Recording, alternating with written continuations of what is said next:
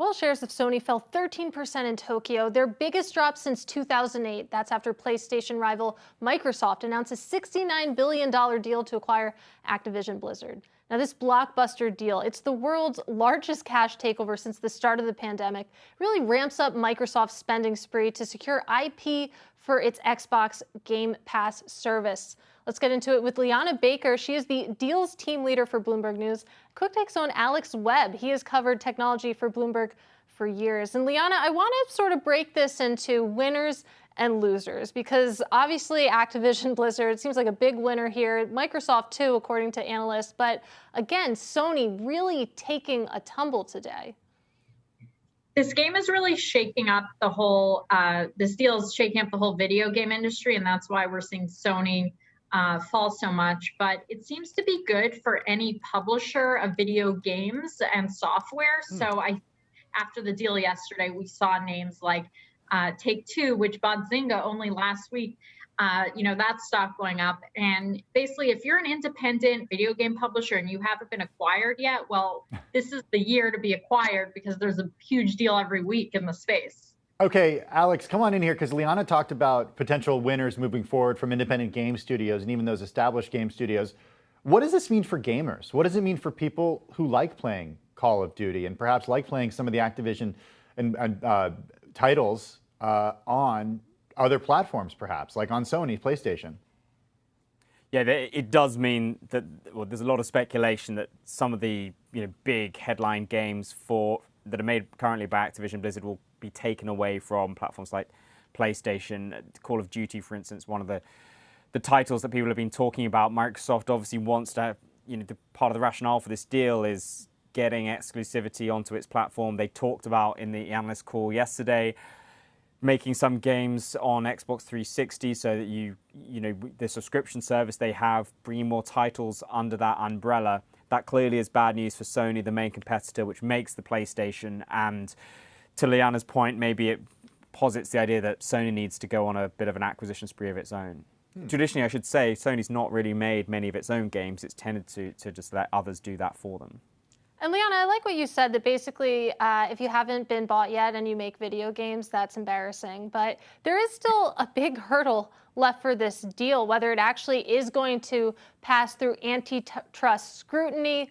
What are you hearing on that topic? Sure. We've reported this is going to take a really long time in Washington to be approved. Alex mentioned the idea of exclusive games.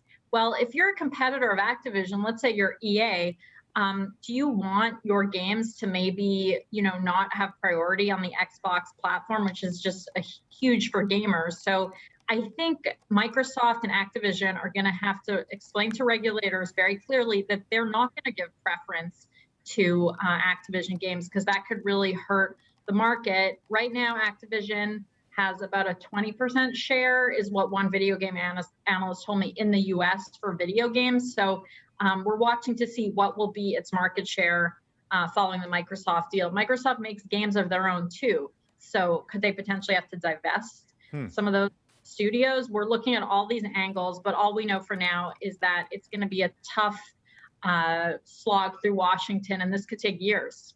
Well, Alex, I want to talk a little about the metaverse, because if we think about, the word of 2021 and perhaps even going into 2022, at least the buzzword has been metaverse among others.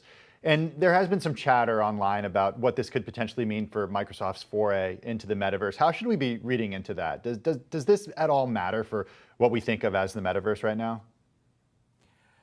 Yeah, I mean, the metaverse, we tend to think that it's all about avatars floating around in virtual spaces. In a sense, even a Zoom call is an iteration of the metaverse. And at the moment, Microsoft has Teams, and it's got, that's its own video call service. But having not only a system or a studio that builds these virtual worlds, but also that it has a really engaged user base is incredibly valuable. Microsoft has users on Xbox 360 and some of its other products, but does it have an ecosystem, people who engage with each other, talk with each other? Bringing Activision Blizzard's players, gamers into that could be really advantageous.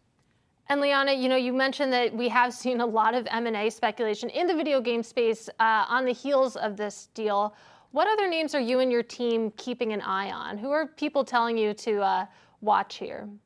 Sure. So I mentioned Take-Two Interactive. They bought Zynga last week. So you'd think they're sort of bulking up, but they're still smaller than, let's say, EA, which is also out there, Electronic Arts, or Activision. But besides those names, a lot of them have been acquired already. So we're taking a look at the private market where we're seeing big valuations for companies like Epic Games. Could someone buy Epic Games? Sony's an investor in that.